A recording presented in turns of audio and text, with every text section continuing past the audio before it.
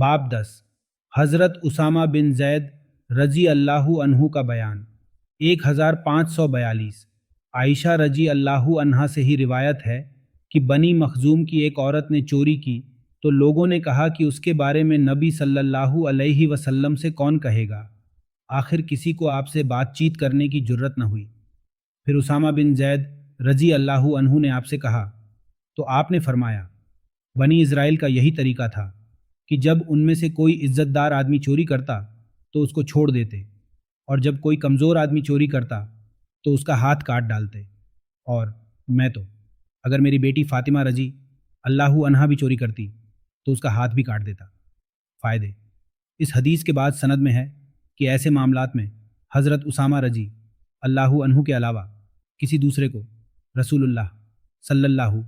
علیہ وسلم سے بات چیت کرنے کی جرت نہیں تھی، کیونکہ آپ رسول اللہ صلی اللہ